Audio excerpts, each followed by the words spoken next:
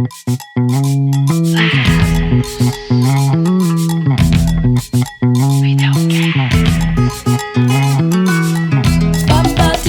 papatinão, papatinão, Saca Bahia, saca Bahia, saca Bahia. Olá, ouvintes do Lesbos Videocast, o seu entretenimento sáfico para todos os momentos. Eu sou Beatriz Abreu, sou uma mulher branca, de cabelos curtos, cacheados na altura do ombro, olhos castanhos. Hoje eu tô aqui vestida com macacão preto. Estamos aqui mais um dia para mais uma gravação sobre as mulheres nas artes, né? As mulheres lésbicas nas artes. Só lembrando que o nosso projeto ele é financiado pela Lei Paulo Gustavo Bahia. Eu sou Diana Reis, uma mulher branca de cabelos cacheados na altura dos ombros. Tô também num look aqui todo gótico, preto. E a gente tá aqui hoje com uma convidada muito especial, minha conterrânea, Mariana Paim. Pedir pra você se apresentar, por favor. Olá, meu nome é Mariana Paim. Eu sou uma mulher branca de cabelos castanhos curtos e cacheados. Estou vestindo uma blusa branca e uma saia azul. Sou de Tanquinho, né, que é uma pequena cidade aqui do interior da Bahia, fica a mais ou menos 150 quilômetros de distância de Salvador. Sou professora da Rede Básica de Educação do estado da Bahia. Sou também pesquisadora e poeta. Que legal. Assim, né, aqueles momentos, né, de você finalmente estar conversando com uma pessoa que você ficava ali vendo a vida toda. E eu falei, gente, que legal, quando eu conheci o seu trabalho como poeta, que eu não conhecia, né? Eu já conheci um pouco da sua trajetória na educação, né? Que é um legado de família até. Mas eu fiquei muito interessada, né? Eu já conheço alguns dos seus trabalhos. Eu queria pedir para você falar um pouco dessa sua trajetória no campo da literatura, da poesia, para a gente, né, apresentar você para as pessoas que estão aqui acompanhando a gente. Tem várias histórias em comum, né, de livros, da educação. Eu costumo falar que minha trajetória enquanto escritora começa primeiro com a leitura. A leitura foi algo que esteve sempre presente na minha vida, seja através das histórias que minha avó contava. Minha avó foi uma mulher que não teve, infelizmente, acesso à educação formal, mas que era uma excelente contadora de histórias. Então acho que o primeiro contato com o universo da literatura vem daí, né, e do encantamento também, e do reconhecimento do poder da palavra. E aí, ao longo do processo, né, de escolarização, de ser alfabetizada formalmente, eu me encantei também pela palavra escrita. Minha mãe era professora lá do município e vendo, né, que eu gostava muito de ler, ela buscou incentivar desde muito cedo a leitura como hábito. Então, nessa época, né, faz um tempo, isso antes dos anos 2000, o livro era algo ainda mais difícil de ser acessado do que é hoje, né? Era um produto caro. E basicamente o que eu tinha acesso era os livros que estavam na biblioteca do município e das escolas. Então minha mãe fazia esse processo, né, de pegar os livros e trazer para casa. Então eu meio que ia lendo compulsivamente tudo que chegava, né, revistas infantis, gibis, adaptações dos clássicos, livros de poesia, romance, então de tudo um pouco. E aí, nesse processo de ler, eu comecei a escrever, né? Então, quase que seguindo esse fluxo, assim, de leitura e escrita, mas era uma prática que estava muito conectada a dizer das sensações, né? Então, muitas vezes eu escrevia ali na margem do livro algo que eu tinha achado bonito, que tinha me tocado, enfim. E era um processo que não tinha muita consciência nem muita pretensão, né? Então, acho que talvez seja uma experiência compartilhada por outras mulheres também, né? Esse difícil processo de se reconhecer no lugar enquanto escritora. E aí está relacionada a uma série de questões, né? Ao imaginário que a gente compartilha, né? Do que é um autor, do que é uma pessoa que escreve, do que são as narrativas que são validadas socialmente. Então, eu não me via muito enquanto escritora, apesar de desde criança ter começado a escrever. Então isso só depois de adulta, já dentro da universidade, quando eu começo também a acessar outros espaços e conhecer outras mulheres que escreviam também, é que eu vou pensando nessas questões, né? Pensando o que é a literatura, né, de fato, porque a gente conhece, tem acesso a tão poucas autoras, né, mulheres lésbicas também, e também tentando negociar me reconhecer nesse lugar, né, nessa posição enquanto autora. Então acho que esse momento assim de contato e de conhecer essas escritoras que estavam aqui na Bahia também, sobretudo no interior, fez com que eu pensasse nesse lugar, né, da escrita de modo mais aprofundado também, né, e de modo mais profissional também. Então acho que esse processo foi bem decisivo assim, mas ainda tinha várias hesitações. Eu achava que enfim, tinha o sonho de escrever o livro, mas ficava muito hesitante, né? Tipo, ai, como é que eu vou fazer para publicar? Será que o que eu escrevo é bom o suficiente, né, para ser impresso? Enfim, ficava com essas questões e com desejo ao mesmo tempo, né, nessa relação ambivalente. E em 2019, eu estava cursando doutorado aqui na UFBA, né, em literatura e cultura, e fiz uma disciplina com o professor Leandro Collin. E aí era uma disciplina que discutia gênero, sexualidade, falava muito sobre performance, sobre produções artísticas. E a gente passou o semestre fazendo leituras, assistindo vídeos, ouvindo músicas. E aí no finalzinho ele convidou a gente para conhecer alguns espaços dissidentes da cidade. A gente foi assistir algumas peças de teatro, foi ver um concurso meio na pegada do RuPaul, que estava acontecendo aqui na época na São Sebastião. Fomos no Âncora do Marujo também, que era um espaço que eu ainda não conhecia. E aí, como trabalho final, ele pediu para que a gente escrevesse uma espécie de etnografia situada. Então, fiquei muito provocada, assim, com a experiência, né, porque, mais uma vez, né, sendo uma mulher lésbica do interior, a gente muitas vezes não acessa referências da lesbianidade, né, porque acho que é um silêncio muito grande em torno dessas existências e da mesma maneira, não existem espaços de sociabilidade, né? Então, estar no Âncora me despertou uma série de reflexões, assim, fiquei muito tocada, é um espaço que para mim é muito nostálgico e afetivo também. E aí eu comecei a pensar, né, nessa escrita, em escrever sobre o Âncora, sobre esses espaços de sociabilidade, sobre os atravessamentos de gênero também que permeiam, né, porque apesar de ser um espaço queer, né, da diversidade, mas ainda é um espaço predominantemente ocupado, né, por homens, enfim. Então, pensando como esse meu corpo lésbico ocupa aquele espaço, como uma mulher, eu enquanto uma mulher do interior também consigo transitar pelas ruas, né, do centro de Salvador, enfim. E fiquei também pensando, né, em como juntar duas coisas que eu amo, que é a pesquisa acadêmica e a escrita poética, né, e que eu via como dinâmicas separadas. E aí daí dessas reflexões todas surge Sereias, um ensaio de mergulho no Âncora, que é o primeiro livro que eu escrevi. E é uma espécie de poema-ensaio que vai lidando com essas questões de gênero, de socialidade, de sexualidade, de sociabilidade, de racialidade também. E é um livro que é um poema só, que vai sendo atravessado por essas questões. Então, um poema que traz questões que a gente não espera encontrar dentro da poesia e vice-versa. E foi uma experiência bem legal, assim, porque foi uma autopublicação, né? Então, um livro também que eu pude me preocupar um pouco com a forma, eu queria que fosse um livro que trouxesse algo na materialidade, que dissesse das questões que são abordadas no livro.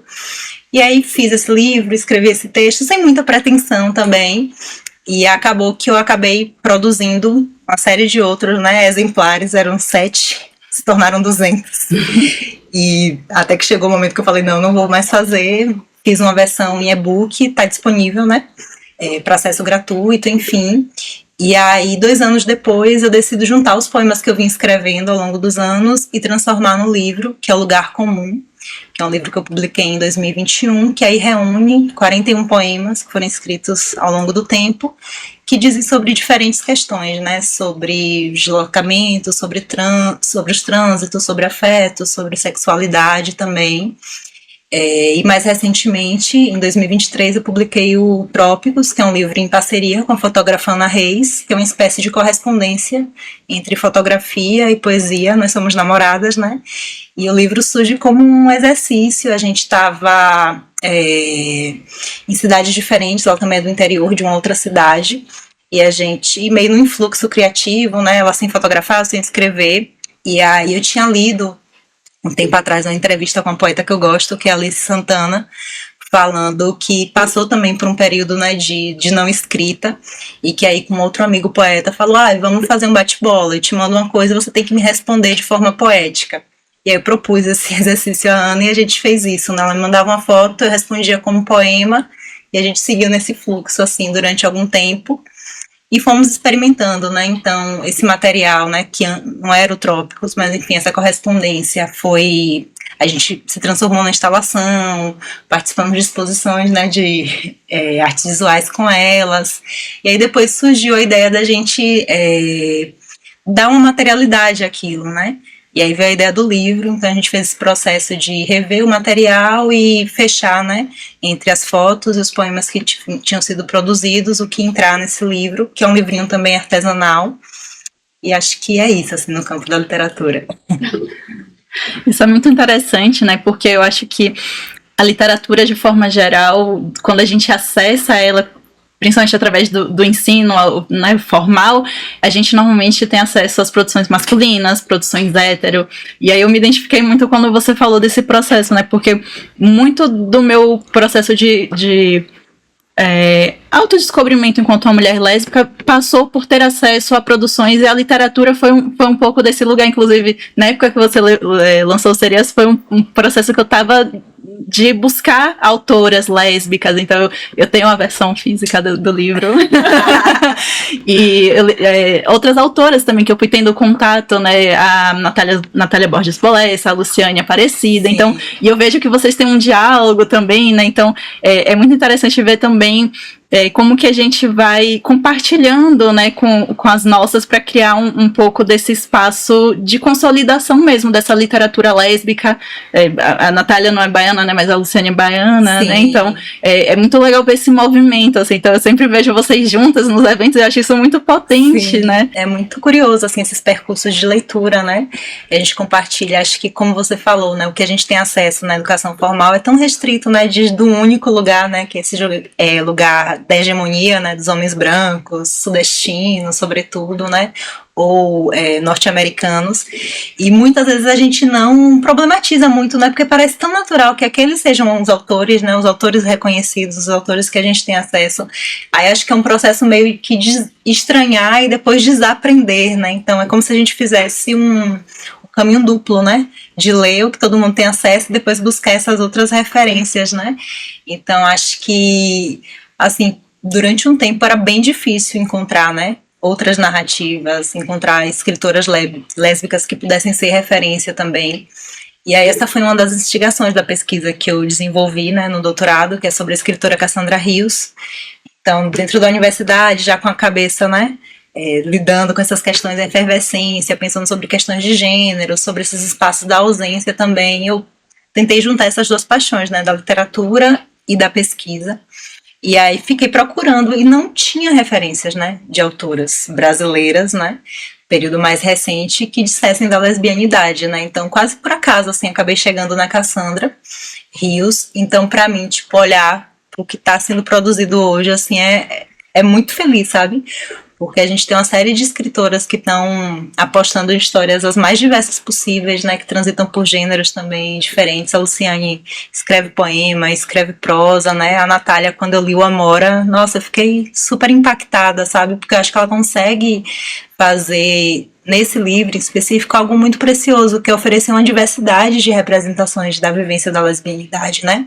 Então você tem lésbicas velhas, você tem lésbicas mais jovens, você tem lésbicas sozinhas, né, porque também tem essa questão, né, da lesbianidade sempre ser retratada na literatura em relação, né, e não necessariamente, né, e, enfim, tem histórias de descobertas, de perdas, né, que vão sendo atravessadas pela lesbianidade, né, mas a sexualidade, assim, não é a questão central, né, Sim. do livro.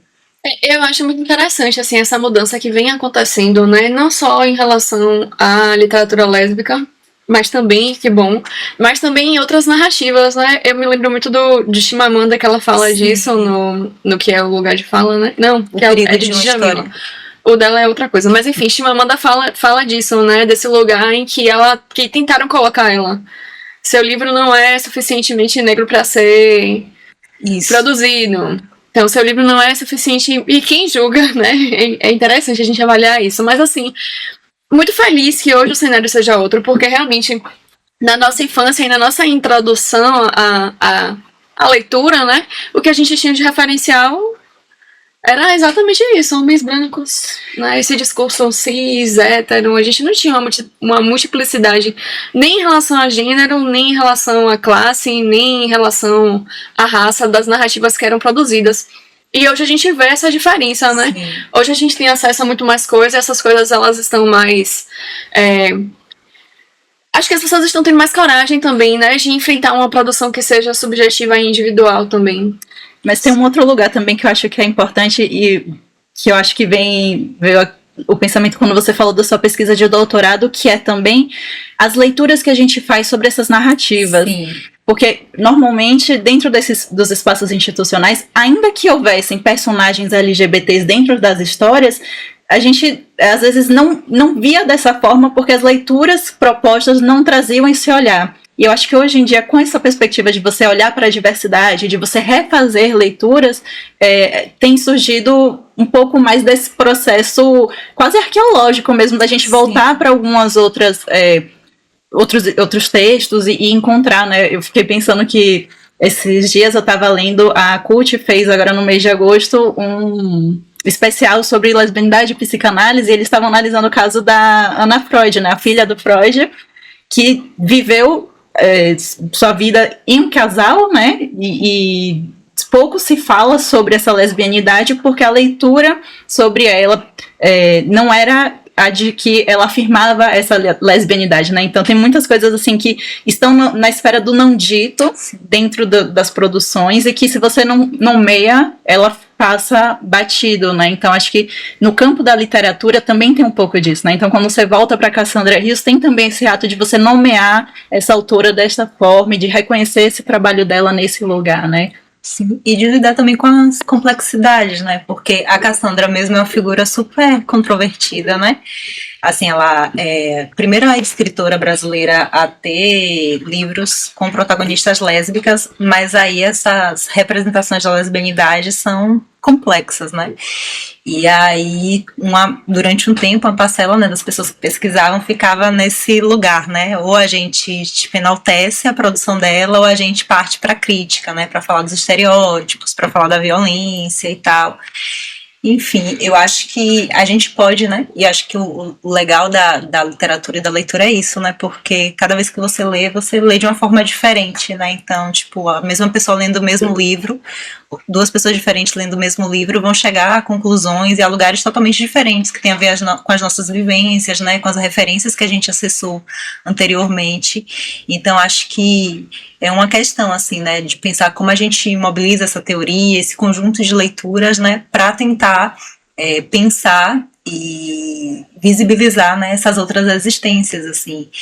Aí eu ia falar de um livro, eu esqueci, mas tem um texto de uma escritora e pesquisadora argentina chamada Laura Arnés, né, que ela fala sobre as ficções lésbicas.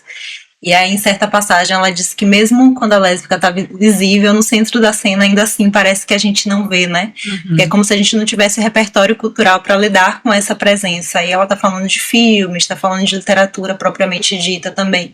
Mas eu acho que tem muito a ver com isso, assim, né? Então, aí não é uma coisa aleatória, né? A gente está num momento em que não só as produções de literatura estão, né, nesse movimento de dar mais visibilidade, mas também dentro da academia, né, na teoria, e aí nos mais diferentes campos do saber, né, na psicanálise está havendo esse também processo de resgate, né, e de discussão também sobre essas outras existências. Então acho que são coisas que estão caminhando juntas ali, né? Uhum. O que a gente discute dentro da academia, as reflexões que a gente vai propondo também reverberam na literatura e vice-versa, né?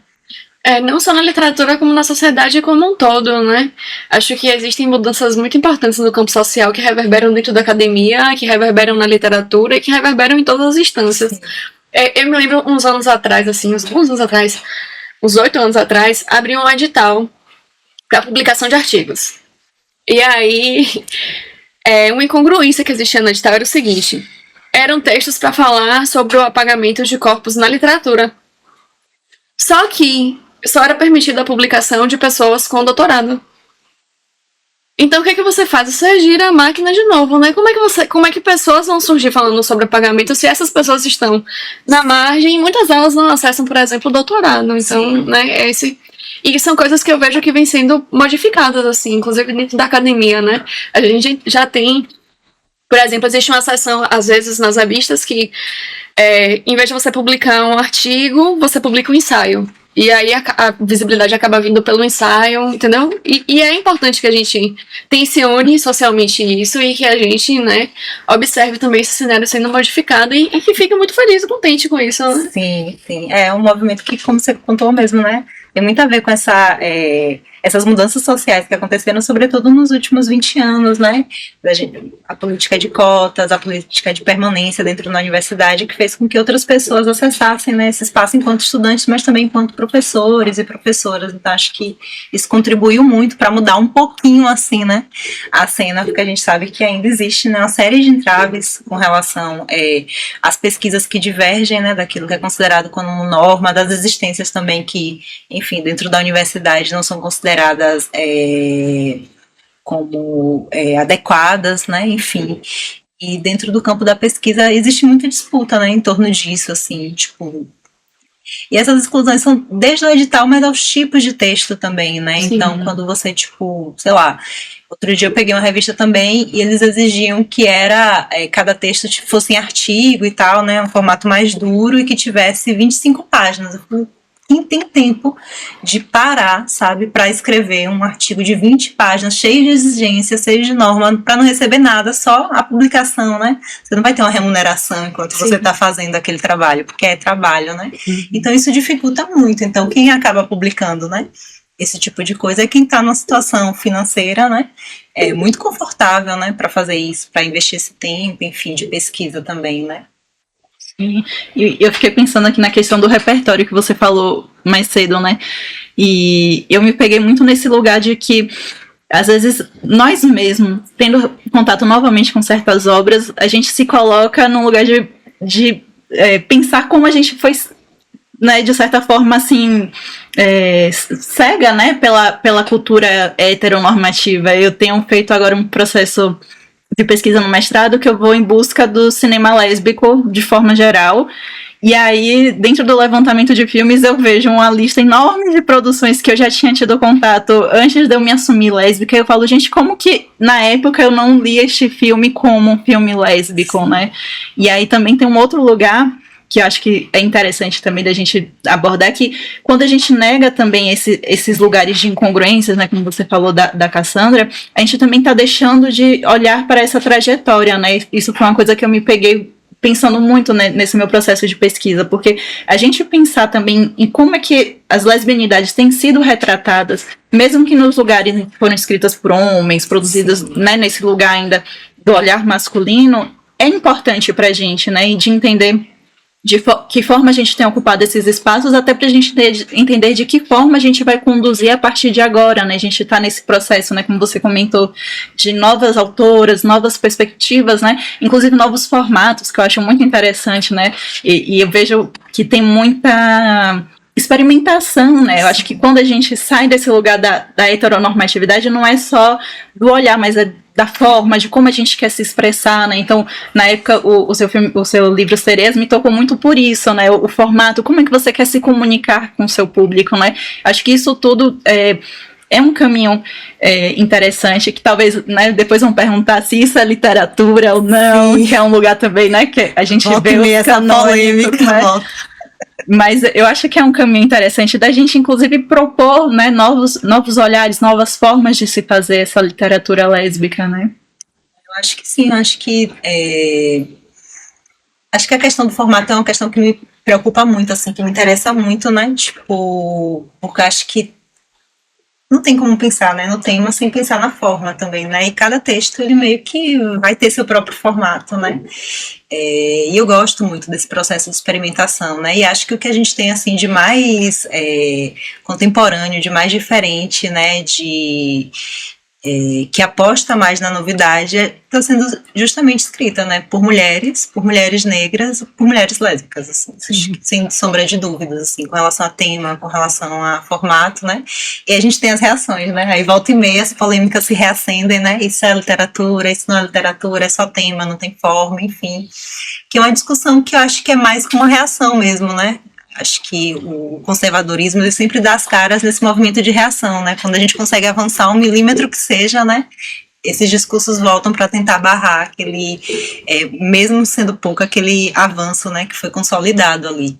Então, acho que o campo literário sempre vai ser um campo de disputas mesmo, de tensões pela própria configuração, né? E acho que no momento da escrita a gente lida com toda essa herança, né? Com toda essa genealogia que nos antecede, né? Essas referências que são também da norma, né? Porque não tem como a gente apagar também o que a gente já leu, o que a gente teve acesso, né? Então, e aí quando eu penso, voltando, né, na produção da Cassandra, eu acho que para mim faz todo sentido a contradição, né? E aí eu costumo dizer que quem tem que ter coerência é a norma, né? Nós que somos dissidentes, a gente se escusa desse tipo de coisa.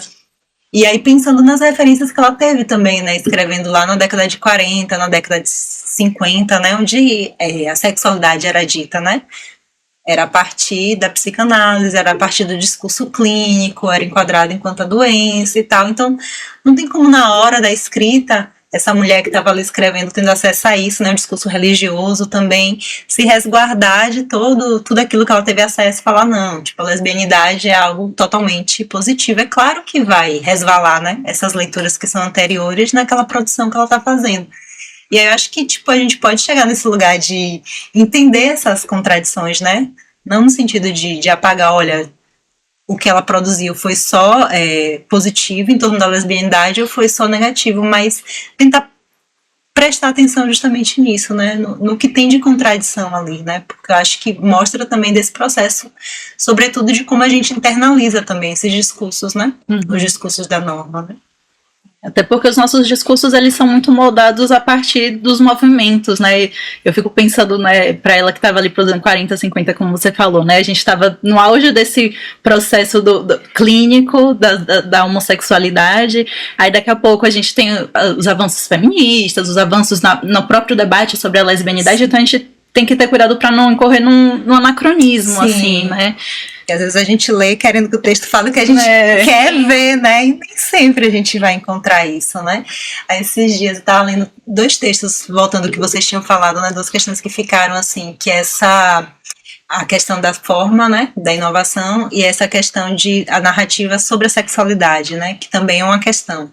Porque acho que geralmente quando você fala em literatura e lesbianidade, as pessoas relacionam logo a sexualidade, né? E aí, um tempo atrás, eu participei de um clube de leitura que era sobre a obra de uma escritora francesa de origem árabe chamada Fátima Das, que chama A Última Filha. Você já leu? Sim. E aí, é um livro que é super legal na forma, eu gosto de repetição e tal. E a Fátima, ela começa, né? Todas as partes do livro da mesma forma, só que a cada parte é diferente, porque é como se ela mostrasse a nuance da personalidade dela, e fala sobre diversas coisas, sobre amizade, sobre família, sobre a relação com a religião, né, muçulmana, enfim. E aí a polêmica do encontro do clube era porque as pessoas, e era um clube com mulheres lésbicas, não achavam que o livro era lésbico, porque não tinha sexualidade, então. Tem nada a ver. Como é que estão dizendo que esse livro é lésbico? Esse livro não tem nada de sexualidade, é uma reclamação. E aí a discussão foi só essa, sabe? Eu falei, gente, como assim?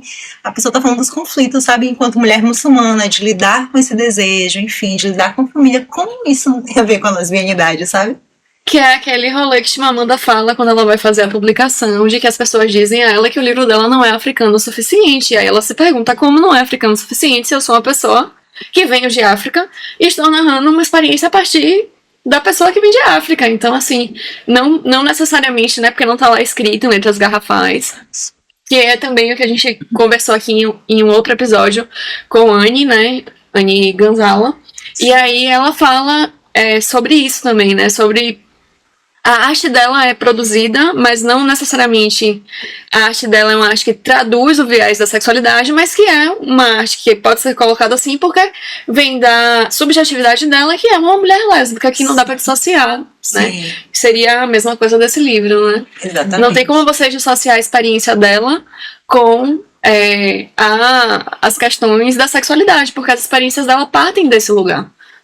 É isso, e é muito mais complexo, né, assim, eu acho que aí a questão do rótulo também, né, porque às vezes, que é uma outra polêmica, né, da literatura lésbica, né, porque acho que quando você rotula, né, você nomeia dessa forma, às vezes você cria uma expectativa e essa expectativa é quase sempre uma redução, né? Que a gente cria uma série de estereótipos quando ouve essas duas palavras juntas e a gente espera que quando a gente lê que convirja nisso, né? Tipo, seja sobre sexualidade, ou seja uma narrativa de descoberta, ou sobre a narrativa de casal, né? De encontro amoroso, enfim, às vezes não é, né? A lesbianidade está ali presente de alguma forma, né? Pode ser uma dimensão, inclusive, não dita dentro da narrativa, mas é isso, né? Eu acho que a gente precisa também pensar, né, o modo como a gente tem lido, né, essas narrativas, enfim. E aí a questão da forma, né, eu estava conversando também com uma amiga que a gente tinha lido um livro de uma escritora norte-americana chamada Carmen Machado, chama A Casa dos Sonhos, que é um livro que fala sobre relações abusivas entre mulheres. E aí eu gostei muito do livro, ela não gostou do livro. E aí a gente estava tentando entender por quê, né? Eu tinha gostado, ela não tinha gostado. Enfim, e aí ela dizia que, na visão dela, o livro ele não fala diretamente sobre essas violências, né? Fica aquele incômodo ali, mas não é dito.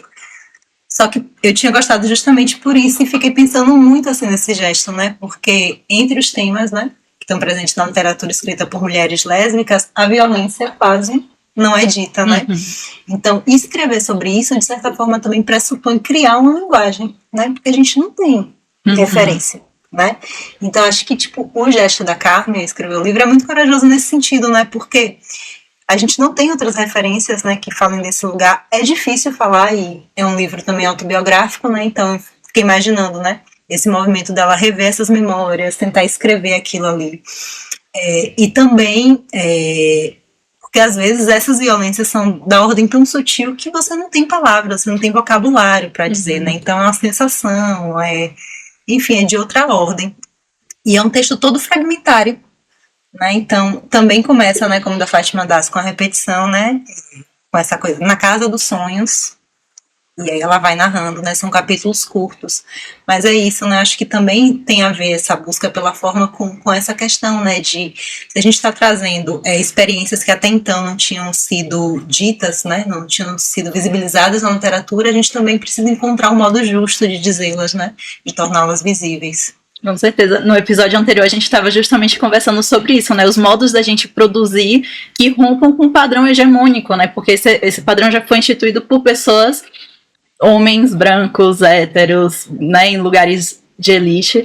E aí, quando a gente vem nesse lugar da experimentação, é isso, né? A gente tem que criar um espaço. Então, acho que muito desse estranhamento vem justamente de você ter uma expectativa, né? Porque quando você pensa em protagonismo feminino, protagonismo lésbico, né? Já tem essa expectativa de que vai ser um romance, que tem que tratar de certos temas. A violência também, né? Tem esse lugar de que as pessoas esperam que seja dita. E as pessoas têm consumido muito, né? E naturalizado. É um outro lugar, assim, né? Esse lugar do true crime, das violências muito explícitas, mas enfim, não cabe neste episódio. Tem uma coisa muito interessante sobre violência e narrativas lésbicas, que a gente sempre, vou falar a gente, mas enquanto comunidade, né?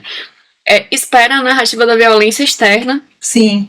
Mas nunca a narrativa da violência dentro das relações. E aí talvez ela seja tão interessante por isso, né? Porque trazer que existe essa violência. Sim. Obviamente que de uma forma diferente e não numa escala tão grande enquanto existe em relações heterossexuais, mas que existe também essa violência porque a gente vem dentro de um sistema patriarcal, misógino, cis heteronormativo, e a gente aprende isso, a gente naturaliza muitas dessas violências e a gente reproduz consequentemente dentro das relações, né?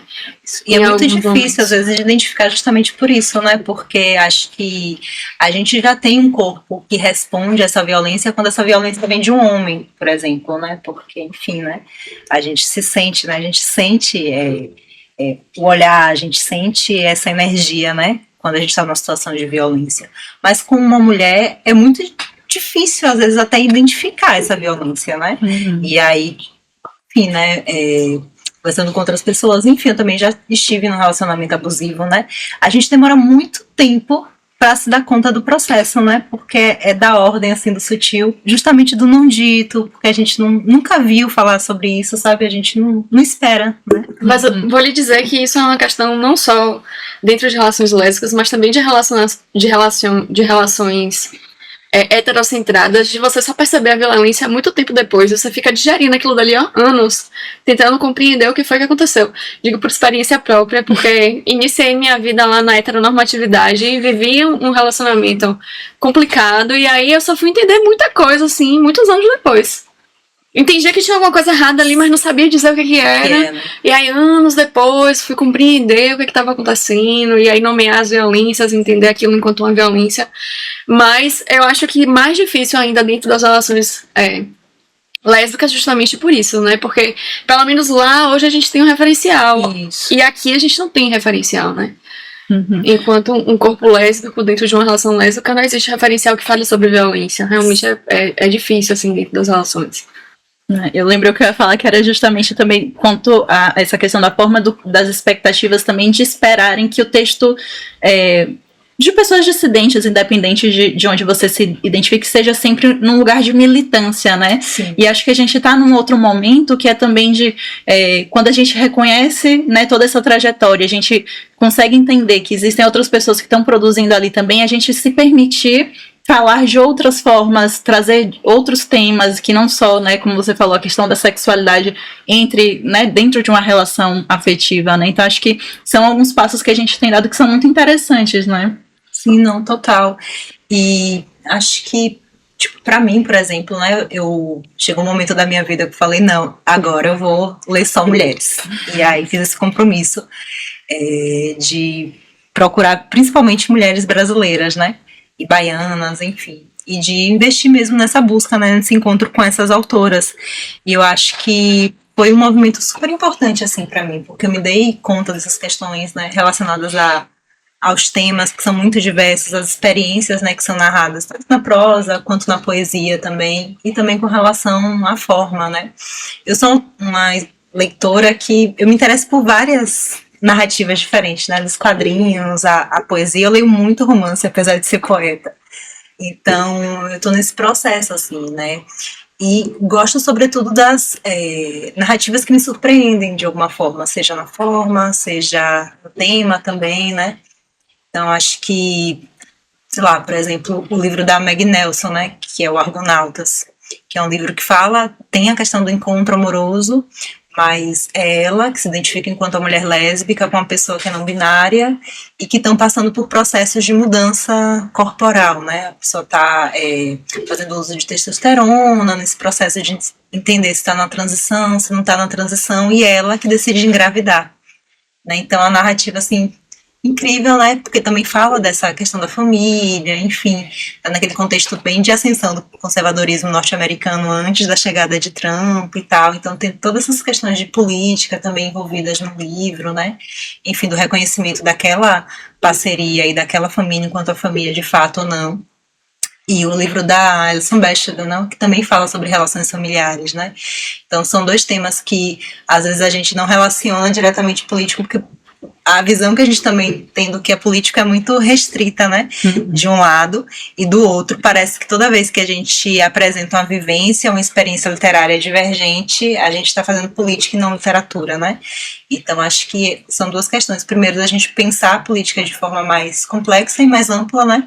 Então, quando a gente está falando, tipo, da relação entre duas pessoas que decidem ter um filho e como aquilo vai ser lido pela sociedade, a gente está falando de política. Quando se está falando sobre as manifestações também conservadoras, está se falando sobre política, mas ao mesmo tempo, quando a gente está sendo imputada, né, que o que a gente faz é política e não literatura, também é fazer política, né, mas é uma política do apagamento, né, que é descaracterizar, diminuir, né, essas produções, porque aí a gente volta mais uma vez, né, literatura, a ideia que a gente tem da literatura é muito restrita, né, a esse grupo hegemônico, né, então tudo aquilo que fala de um outro lugar, de outras experiências, não é literário, né.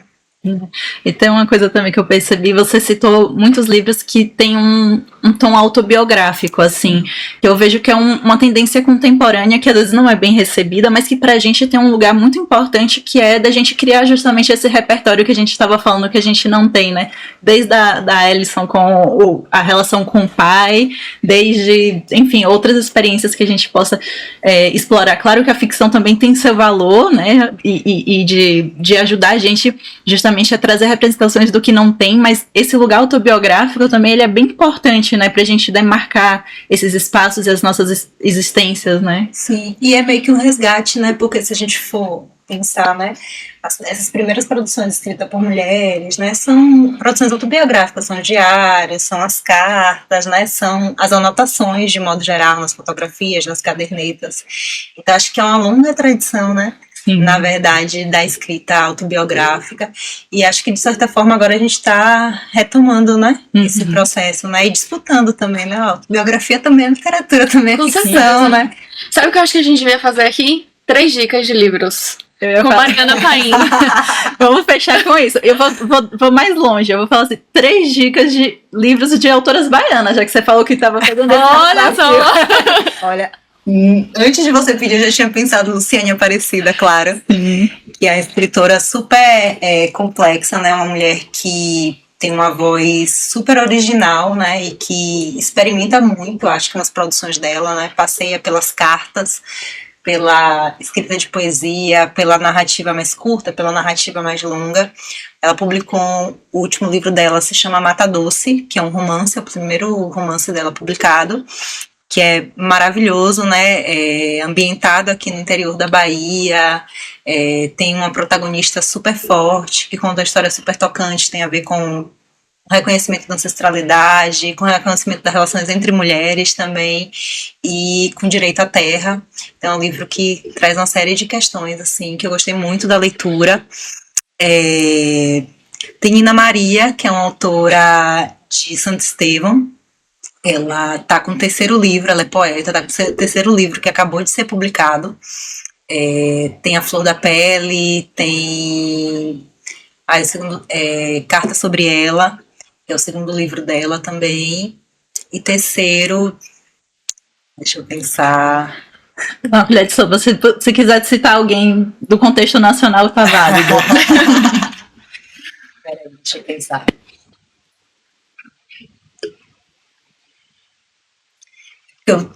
Ultimamente eu voltei, né, nessa leitura, eu estava pensando em atividade com a amiga escritora Vitória Maria Matos, que é de Riachão, que é pertinho de Tanquinho, né, então a gente ficou muito nesse processo de reler os livros que a gente já tinha lido, a gente estava montando uma leitura, né, uma atividade de leitura e tal, e eu acabei fazendo esse retorno, né, em alguns livros que eu já, enfim, tinha lido há um tempo.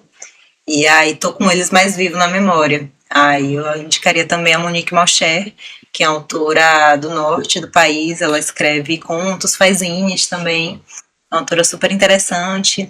Traz também essa conexão, né, do gênero com o território ali amazônico. Fala também sobre as questões relacionadas à sexualidade, enfim. E, enfim, de uma forma super poética também. Que legal. Então, fica aí vocês com as dicas. Esperamos que agora com essa conversa vocês ampliem o repertório de vocês, né, em termos de literatura lésbica. E é isso, agradecer você, Mariana, pela participação. O Lesbos vai ficando por aqui, mas a gente ainda tem outros episódios dessa temporada. Fica ligado aqui, segue a gente nas redes, Lesbos Videocasts no Instagram, no YouTube, Spotify, Deezer. Só lembrando, né, que a gente tem 3 indicações de Mariana Paim, eu vou dar a 4ª, que é o livro dela, o e-book, a gente vai colocar o link embaixo. Então vocês têm, 4 indicações aí de leitura. Vamos ficando por aqui. Tchau, tchau, gente. Tchau, tchau. Obrigada pelo convite.